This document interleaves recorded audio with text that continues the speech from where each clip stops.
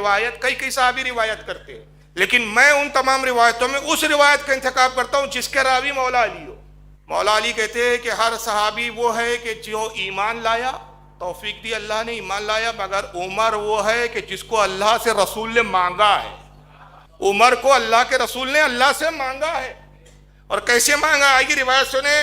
عن النزال بن صبرہ، حضرت نزال بن صبرہ رضی اللہ تعالیٰ عنہ کہتے ہیں عن علی بن ابی طالب رضی اللہ تعالیٰ عنہ قال سمعت رسول اللہ صلی اللہ علیہ وسلم یقول اللہم اعز الاسلام بابی جہل بن ہشام او بعمر بن الخطاب۔ حضرت مولا علی کہتے ہیں میں نے رسول اللہ کو کہتے ہوئے سنا کہ آقا نے ایک مرتبہ اپنے ہاتھوں کو اٹھایا اور دعا کی، اے پروردگار عمر کے ذریعے اسلام کو عزت دے۔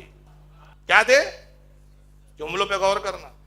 عمر ابن خطاب کے ذریعے اسلام کو عزت دے یا ابو جہل ابن ہشام کے ذریعے عزت دے۔ دو لوگوں کے لیے دعا کی، دونوں عرب کے بڑے دبنگ آدمی تھے، حضور جانتے تھے اس میں سے ایک بھی اسلام لے آیا اسلام کو بڑی مضبوطی ملے گی، لیکن عمر تھے۔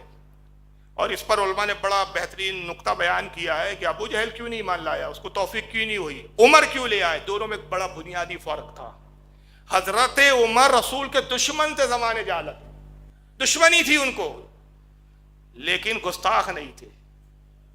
ابو جہل دشمنی کے ساتھ ساتھ گستاخی بھی کرتا تھا۔ پتہ چلا ہدایت دشمنوں کو مل سکتی ہے، گستاخوں کو نہیں ملتی۔ اس لیے ہم کہتے ہیں کہ جو بدترین وہابی ہو گیا اب لوٹ کے آنے والا نہیں۔ جب تک آقا کی گستاخی نہیں کی تو امید ہے کہ لوٹ جائے گا، سمجھاؤ تو شاید مان لے، اگر جب آقا کی گستاخی سرزد ہو گئی اب امید نہیں۔ کیوں؟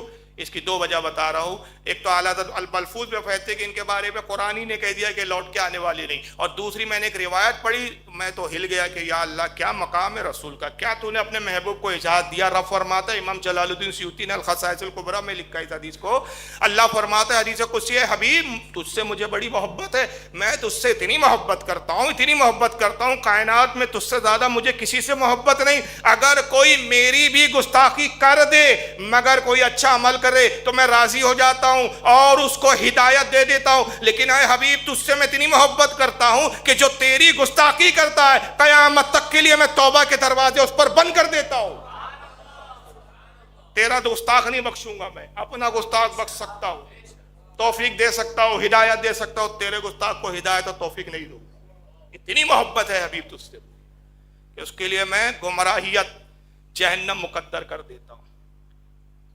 تو حضرت مولا علی کہتے ہیں کہ عمر وہ ہے جس کو رسول نے اللہ سے مانگا ہے، اللہ عمر کو اسلام دے، اور اسلام ہی نہیں دے، عمر کے ذریعے اسلام کو عزت دے۔ پتہ چلا کہ حضرت عمر کا اسلام لانا اسلام کی عزت ہے، اور اس حدیث کو بہت لوگوں نے لکھا ہے۔ میں صرف آپ کو یہاں پر تین چار کچھ حوالے دے رہا ہوں۔ امام الجری بہت بڑے امام گزرے کی کتاب کتاب الشریعہ، حدیث نمبر اس کی 1406 ہے۔ امام عبد الرحمن ابن جوزی ان کی کتاب ہے مناقب امیر المومنین عمر ابن الخطاب، صفحہ نمبر 185۔ امام ابن عساکر نے تاریخ دمشق میں لکھا، صفحہ نمبر 27 جلد 44۔ محب الدین طبری نے لکھا، امام حسام الدین الہندی المتقی نے کنز العمال میں لکھا، حتیٰ کہ شیعہ حضرات کے، شیعہ جماعت کے بہت بڑے معتمد عالم مانے جاتے ہیں جن کا نام ہے شیخ ابن الحدید، انہوں نے بھی جناب نہج البلاغہ کی شرح کی، اس نے بھی یہ حدیث کو روایت کو لکھا جلد نمبر 3 صفحہ نمبر 143 پر۔ یعنی اس حدیث کو وہ بھی لکھ گئے ہیں، نہ چاہتے ہوئے بھی لکھ گئے ہیں۔ تو بہرحال حضرت عمر کے لیے رسول نے دعا کی، دعا کا اثر ہوا۔ اللہ کے رسول کی دعا یہ نہیں تھی کہ عمر کو ایمان دے، اتنی نہیں تھی، عمر کے ذریعے اسلام کو عزت دے۔ بس عمر کا آنا کیا تھا اسلام میں، اسلام کو پھر وہ عروج ملا کہ کبھی ٹھہرا ہی نہیں پھر وہ۔ اور آج تک عمر کی ایمان لانے کے بعد سے آج تک اسلام کو عروج ہی مل رہا ہے۔ مسلمانوں کی تعداد گھٹ نہیں رہی ہے، تاریخ دیکھ لیجئے، رپورٹ دیکھ لیجئے، ہر سال مسلمانوں کا اضافہ ہو رہا ہے۔ پوری دنیا چاہتی ہے کہ اسلام کو ختم کرے، جتنا دبا رہے اتنا اسلام ابھر رہا ہے، جتنی سختی کی جا رہی ہے لوگ اتنے اسلام کی طرف متاثر ہو رہے ہیں، اسلام بڑھتا جا رہا ہے۔ حضرت عمر ایمان لائے، وہ تفصیلات میں کئی بار بتا چکا، اس طرف میں نہیں جا رہا ہوں کہ بہن پہلے ایمان لائی، رسول کو قتل کرنے نکلے، کسی نے کہا ذرا بہن کی خبر لو، پھر بہن کے گھر گئے، دیکھا تو بہن قرآن پڑھ رہی ہے، پھر اس نے قرآن کی آیت سنائی، پہلے مارا پیٹا بہن کو، پھر رحم آیا، قرآن پڑھا، قرآن دل میں اثر کر گیا، رسول کی بارگاہ میں آئے، ایمان لے آئے۔ یہ واقعات آپ نے پہلے بھی مجھ سے بھی سنے اور دوسرے مقررین سے بھی سنے ہو۔ اب جب اسلام لے آئے، हुजूर की बारगाह में हाजिर हुए, कलमा पढ़ा, मुसलमानों में खुशी की लहर। और साहब इकराम कहते हैं कि रसूलुल्लाह की दुआ का हमने असर इतना फौरी तौर पर देखा कि सरकार ने सिर्फ एक दिन पहले दुआ की थी और दूसरे दिन ईमान ले आए ऊपर। एक दिन का फासला है, सिर्फ चंद घंटों का फासला है। ईमान लाने के बाद सबसे पहला सवाल रसूलुल्लाह से, अल्लाह के नबी, अब चूंकि मैं ईमान ला चुका और मैं कत्ल के इरादे से निकला था सरकार, अबू जहल, उतबा, शैबा, वलीद इब्न मुगीरा, अबू लहब, जितने हवाली मवाली है मुशरिकीन के, सब काबे में बैठे हुए मेरे इंतजार में। मैं वादा करके आया हूं कि मोहम्मद का सर लेकर आऊंगा, वो इंतजार में होंगे। अल्लाह के नबी ये बताइए क्या आप हक पर नहीं है? कहा उमर बेशक मैं हक पर। या रसूल अल्लाह, क्या आपका रब हक पर नहीं है? आपका रब सच्चा नहीं है जिसका पैगाम आप हमें सुनाते? कहा मेरा रब भी हक है और सच है। कहा फिर अल्लाह के नबी, जो सच पर है, हक पर है, वो दब कर रहे। जिनके बातिल माबूद, जिनका मजहब बातिल, जिनकी कोई बेस नहीं, कोई तालीम नहीं, कोई बुनियाद नहीं, वो काबतुल्लाह में जो आपके जद इब्राहिम की ताबीर है, जो आपके जद इब्राहिम का बनाया हुआ अल्लाह का घर है, वहां पर वो नऊज़ुबिल्लाह शिर्क करे, बातिलाने माबूद को, एक खुदा को छोड़कर बातिलाने माबूद की इबादत करे, पूजा करे। अल्लाह के नबी, अब मैं ईमान ला चुका हूं, मेरी गुजारिश है कि आप मेरे साथ चले, हम ऐलानिया काबतुल्लाह में नमाज पढ़ेंगे। इससे पहले छुप के पढ़ते थे सब नमाज। ये इस्लाम को इज्जत मिल रही है, अब उरूज शुरू हो रहा है इस्लाम का। मुसलमान होना जाहिर नहीं करते थे, मुसलमान खामोशी इख्तियार करते थे। वही लोग अपना मुसलमान होना जाहिर करते थे जो माली एतबार से, ताकत के एतबार से थोड़े मजबूत होते। और जहां तक गुलामों की बात थी, जहां तक गुरबा और मसाकीन की बात थी, ईमान ले आते, अपने ईमान को छुपाते थे कि अगर पता चल गया मुशरिकीन को तो मुशरिकीन पकड़ते, मारते, पीटते, जरकूब करते, बल्कि कत्ल तक कर देते थे। तो एक पोशीदगी वाला इस्लाम था, छुपा हुआ था इस्लाम, दबा हुए मुसलमान थे उस वक्त। ज़ैद इब्ने अरकम का मकान तबलीग का एक मरकज था, वहां छुप छुप कर मिलते थे, छुप छुप कर दीन की बातें होती थी। मगर जैसी उमर ईमान लाए, कहा या रसूलल्लाह, जब आप हक पर है, दीन हक पर है, अल्लाह आपका हक है, तो हम छुप कर क्यों इबादत करें? आप मेरे साथ चलिए, हम ऐलानिया आज नमाज पढ़ेंगे। सरकार ने कहा हाँ उमर। उमर के बाजुओं पे रसूल को भरोसा था। ये नहीं कहा अल्लाह के नबी ने कि उमर एक अकेले तुम क्या कर लोगे, तुम एक ही तो ईमान लाए हो, कोई जमीयत तो नहीं है साथ में तुम्हारे, कोई बहुत बड़ा लश्कर तो नहीं है तुम्हारे साथ, तना हो, आखिर एक का इजाफा हो गया। 40 में मुसलमान थे, 40 ही तो है, वो तो हजारों में है। 40 में गुलाम भी है, कमजोर भी है, नातवा भी है, ज़ईफ भी है, औरतें भी हैं, उसमें कुछ बच्चे भी है। ये कुल 40 की तादाद है। 40वें थे हजरत उमर मुसलमान होने वालों में। ये सारे अगर मिलकर भी काबतुल्लाह में जाए तो हम हजारों मुशरिकीन के सामने क्या हमारी हैसियत है? ये नहीं कहा। बाजुए उमर पे रसूल को भरोसा और यकीन था। कहा उमर तुम कहते हो तो चलो। कहा या रसूल आप इजाजत देते हैं कि मैं आगे आगे चलूं, वरना गुलाम का काम तो है कि आका के पीछे चले, एक हिकमत है। कहा उमर तुम आगे चलो। हजरत उमर सीना कड़ाए हुए आगे आगे चल रहे। वजह क्या थी? एक इंप्रेशन डालना था, एक दबदबा पैदा करना था, मुशरिकीन पर एक हैबत तारी करना था।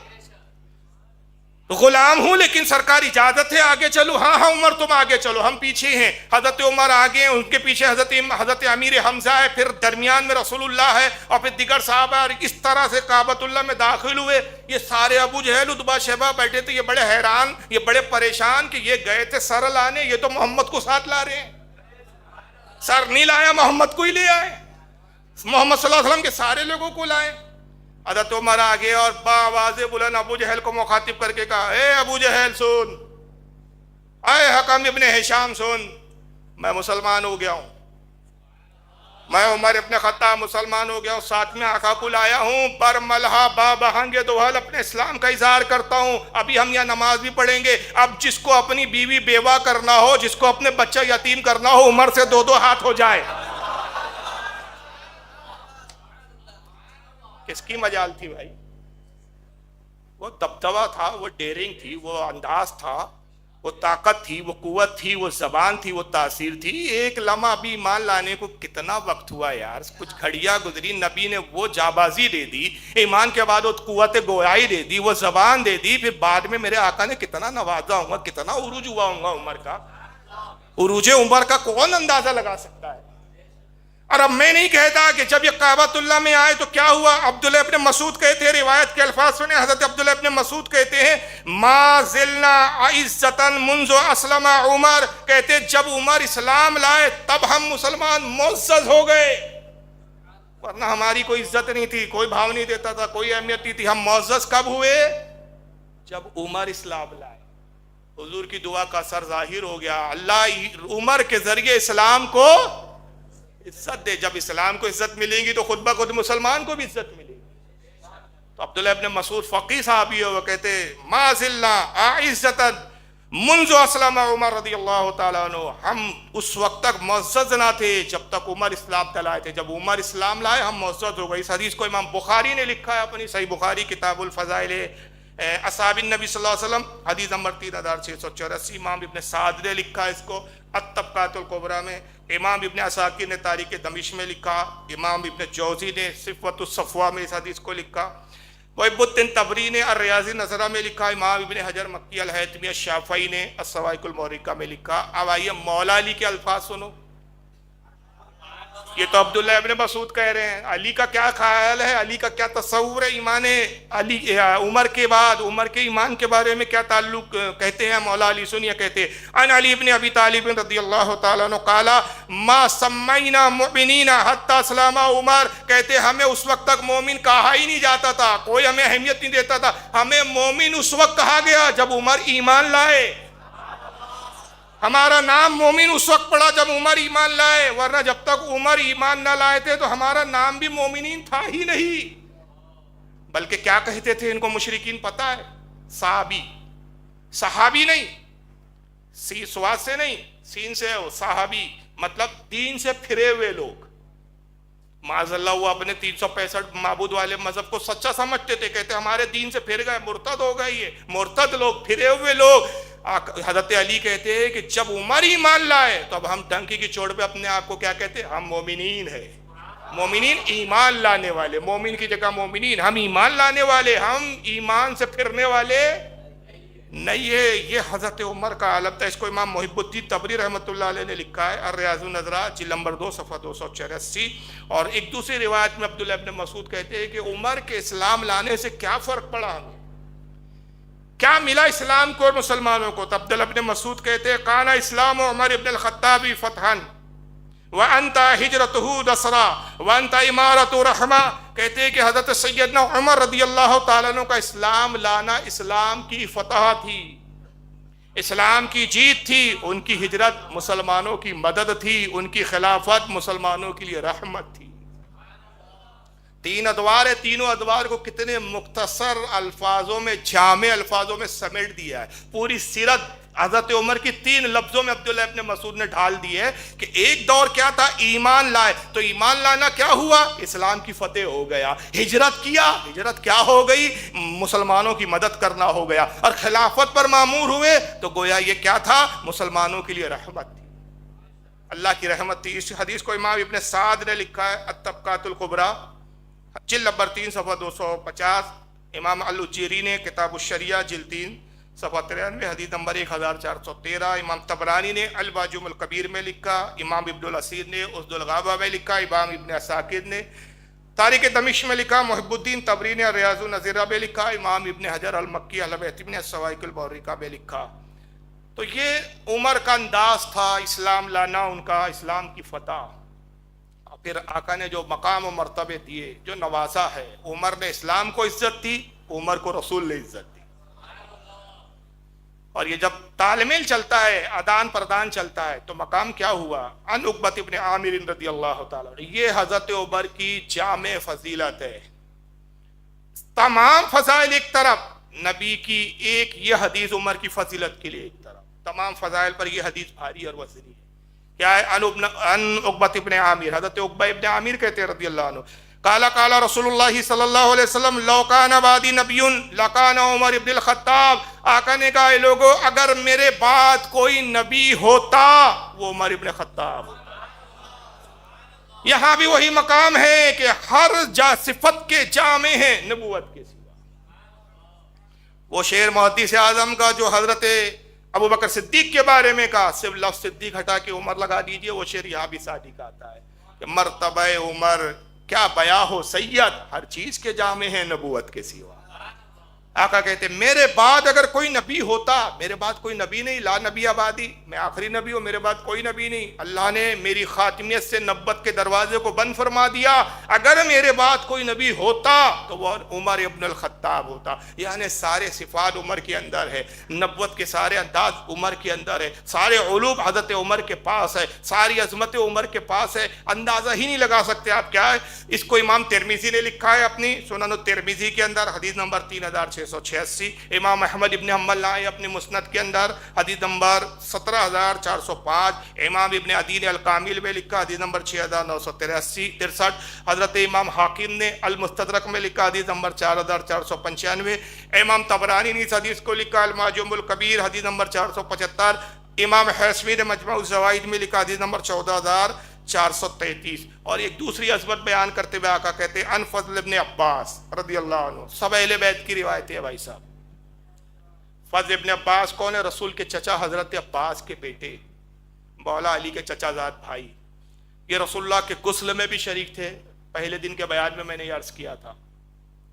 حضرت فضل ابن عباس سے روایت ہے، عن الفضل ابن عباس رضی اللہ تعالیٰ عنہما عن ابیہ، حضرت فضل ابن عباس اپنے والد سے روایت کرتے، یعنی حضرت سیدنا عباس ابن عبد المطلب سے روایت کرتے۔ قال قال رسول اللہ صلی اللہ علیہ وسلم، کہتے ہیں کہ آقا صلی اللہ علیہ وسلم نے ارشاد فرمایا عمر معی وانا مع عمر، حضور نے کہا عمر میرے ساتھ ہے، میں عمر کے ساتھ ہوں۔ کہنے کو بڑا چھوٹا جملہ لگا، جب آقا نے کہہ دیا بھائی بات کہنے والی کی ذات دیکھو، اے عمر میں تیرے ساتھ ہوں، تو نہ یہ ساتھ قبر میں چھوٹنا ہے، نہ حشر میں چھوٹنا ہے، ہر جگہ ساتھ ہے۔